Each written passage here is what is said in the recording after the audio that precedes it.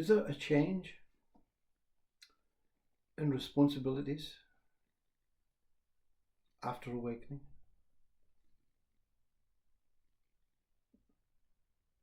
The speaker talks about new birth, so the old mind, does it just go away and a new version which will have different qualities, different responsibilities, different meanings, different experiencings, or valuations of experiencing?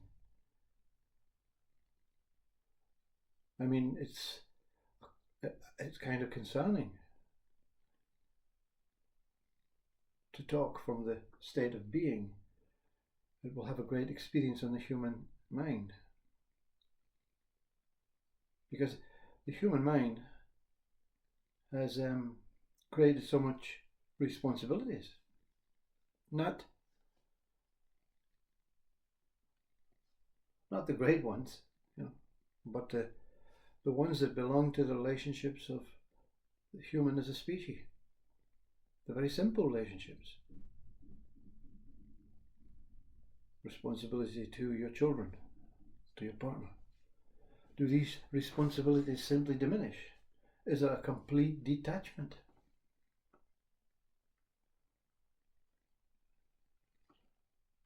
Throughout enlightenment, there is absolutely no responsibilities, which is very concerning for your human side, because something has to take responsible for what is taking place. Now, the mind of the awakening mind, the enlightening mind, is pretty much out of the game. So something within makes sure everything goes as planned to serve the something within that is pure. So the pure consciousness is taking responsibility, whilst this transformation, transcending,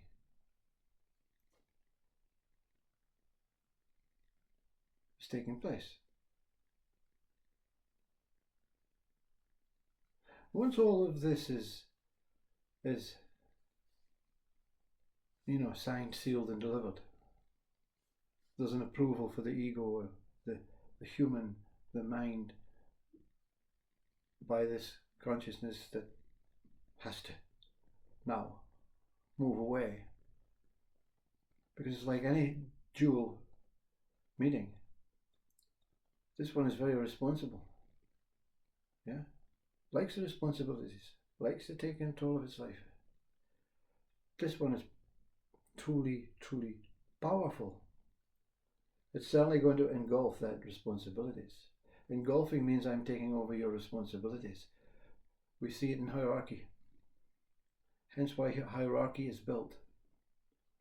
Because they feel as if they're pure consciousness, but this pure consciousness has to relinquish what it serves, you see. This one serves pure consciousness as consciousness, this one serves consciousness as pure consciousness.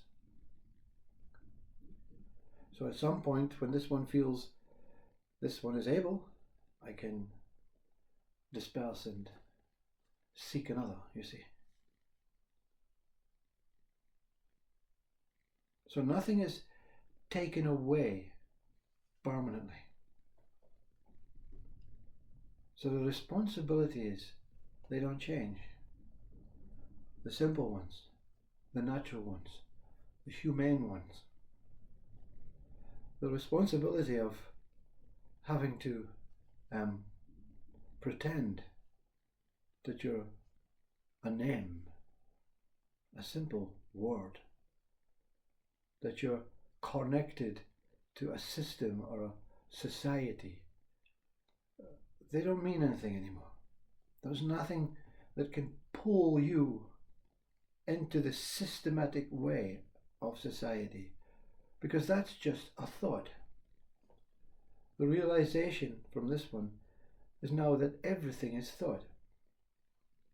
Everything is thought. Form is thought. The changes in nature are thoughts. Superior force.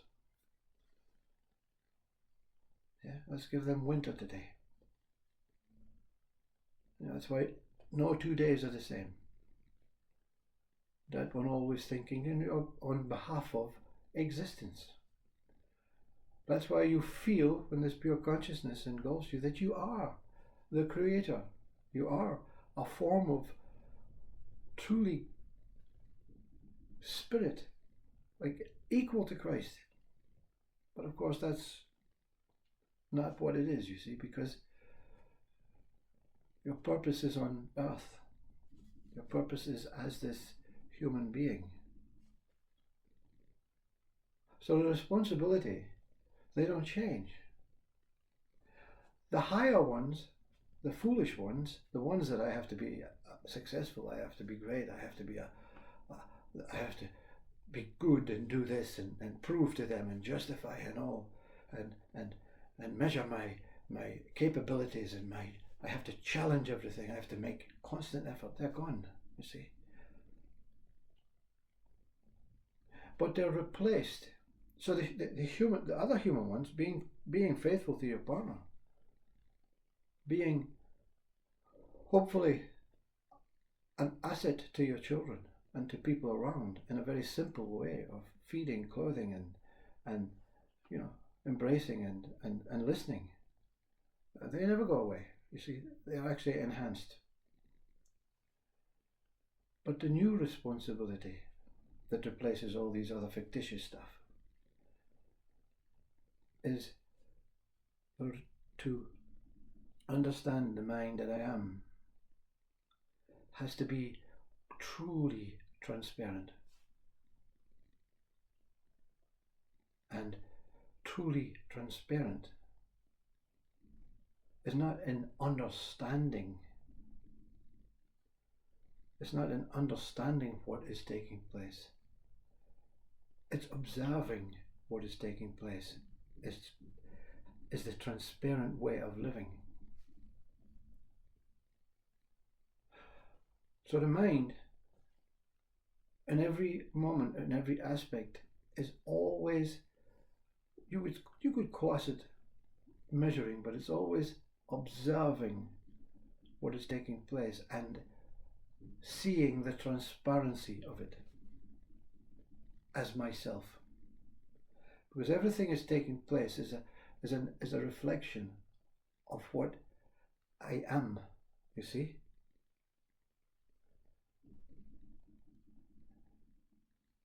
You see, we say the tree is transparent. It's transparent. What it means is the word tree is just a word. So we're taking away the identity. We're taking away the name. They're taking away the understanding of what the tree, what the mind feels the tree knows is. The tree has sap inside. The tree has branches. The tree has leaves. The tree is of this particular model.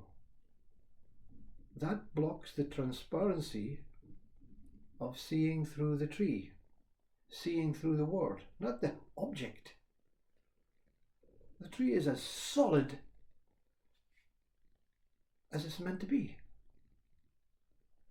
What else do you need to know about a tree? You see, the seeing, the observing the tree, and the mistake that humans have created as words, we've called it a tree. Now you're thinking tree, but what it is just what it is. You see, and the human mind struggles to work with that because I've taken years and years of my mind. I've learned about this tree, and you're saying forget everything.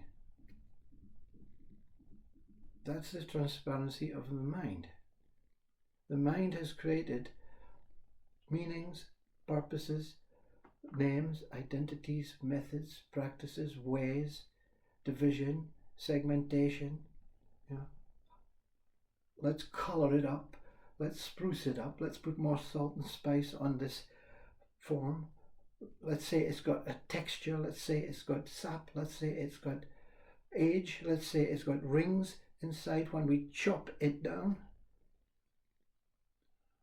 Intelligence is observing that what it is without, yes, but I know what it's called a tree, and I know its name, and I know all the information about it. I know how long it's been here for. I know what the branches do. I know how to treat the infections. I know where the leaves will go. I know what time of year it was.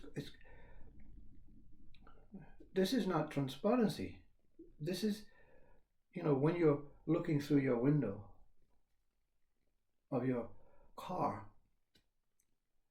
and it's just been collected from the guy that cleaned the valet. You can see clearly through the window. You don't have to say,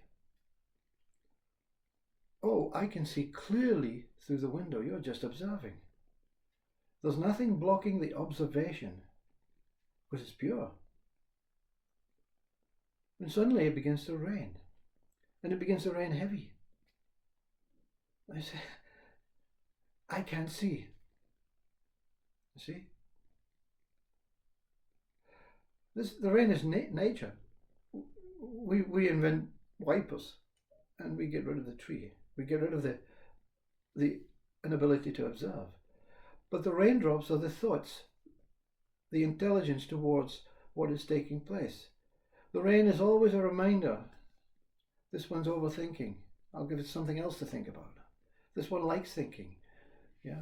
And then you get annoyed at the wipers because they're not controlling the rain fast enough. And this source is saying, yeah, here you go, keep thinking. You like thinking. What's wrong with you? Deal with it,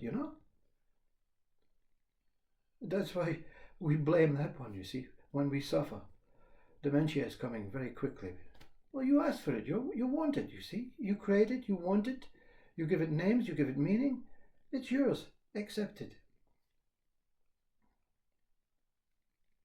So, if you look at something like death, observing death, not your own death, another death, observing death, observing a spider, a human body, an animal taking its last breaths, and no more. Is that a transparent way of seeing life? Yeah? It is truly taking place. Whatever is taking place is truly taking place. It's totally transparent.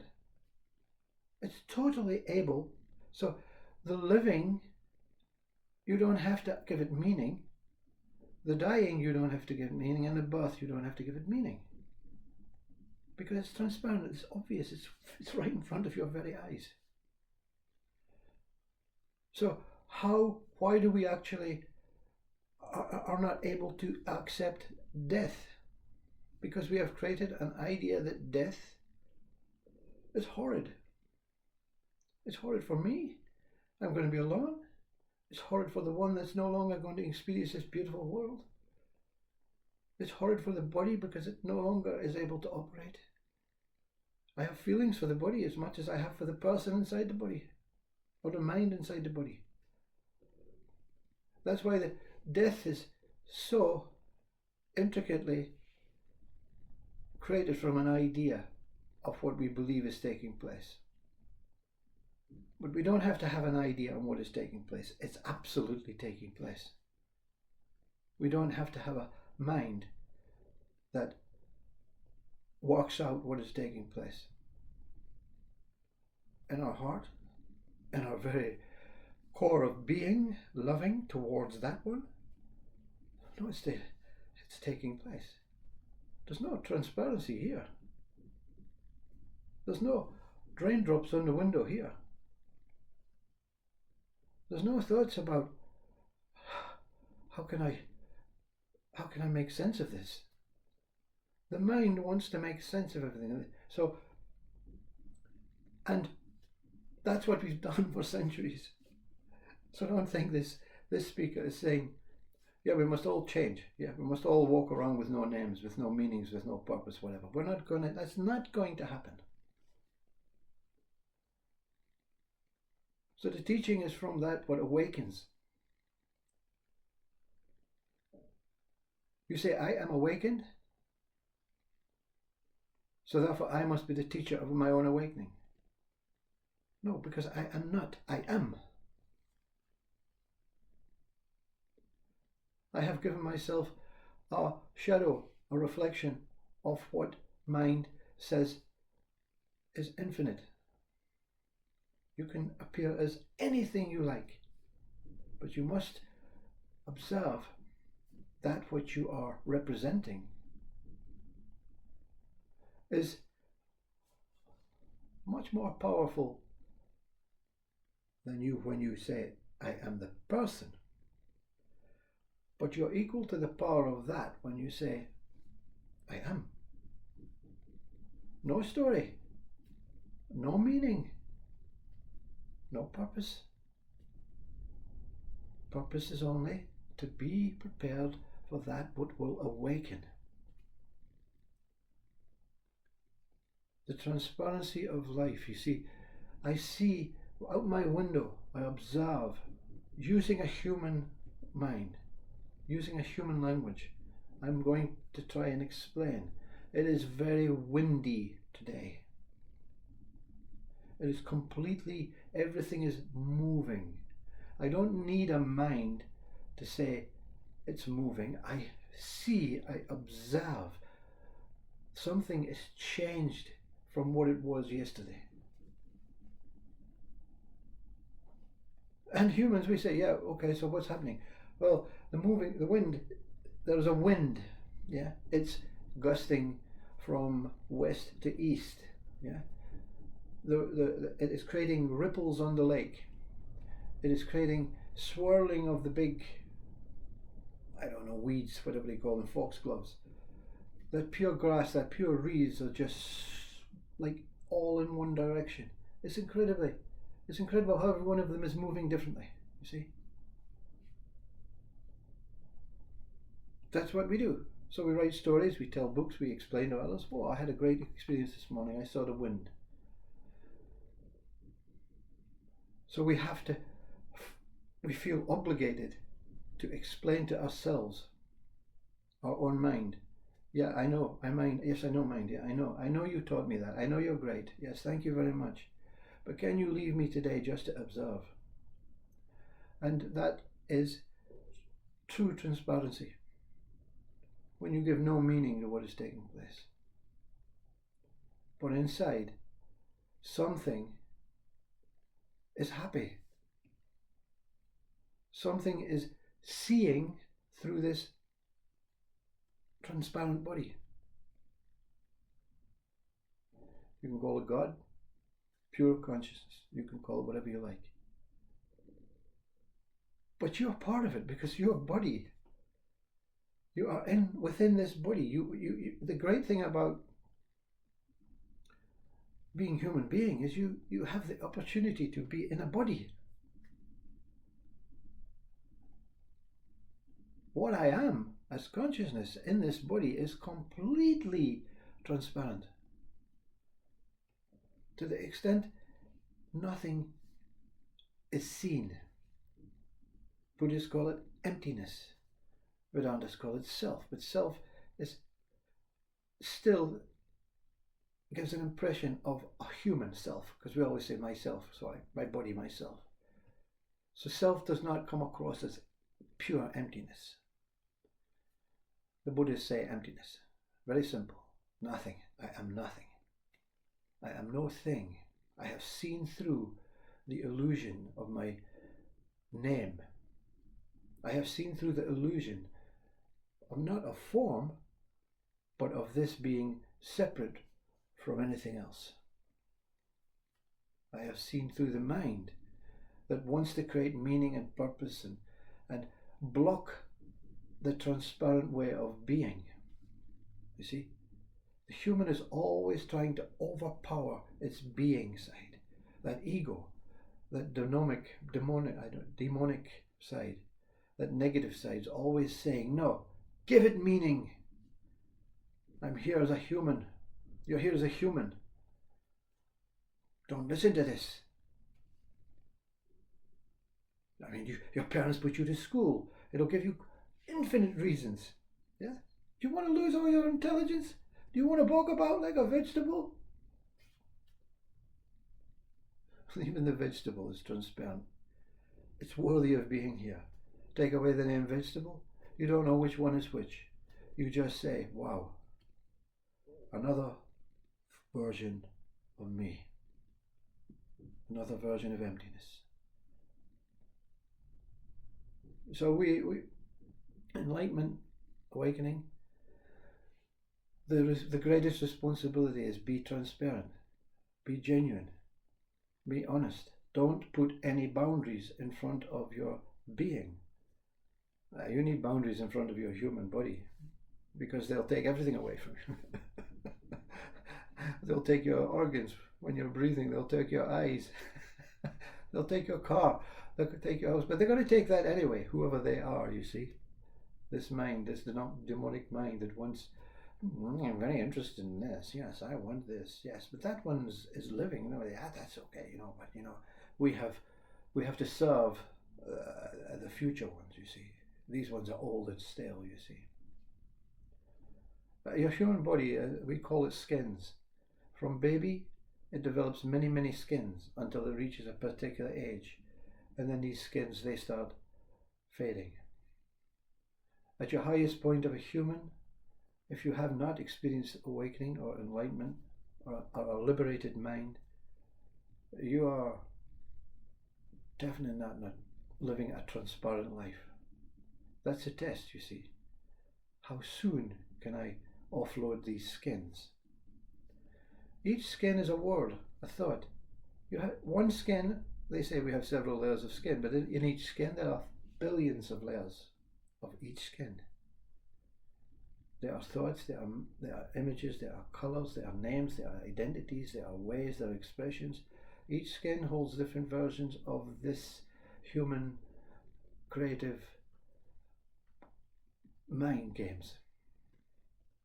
So that's why when you get dementia and get older, you not only lose your skins, you lose the meaning of life, you see. And we say, well, I don't want that. But you have no idea what's happening within that body. If you can see through the idea of dementia, the idea of death, not death itself, not this no communication form of being they call dementia. If you can see through the name, if you can see through the illness, if you can see through what that person is going through, you understand you are in the presence of pure love. In death, or the tree, or the one that you think is failing, within that one is pure consciousness. Love, life, as you love your human responsibilities, but be as transparent as you possibly can. That's the idea of consciousness. You can't see through the telescope, right, until it's fully opened and fully extended.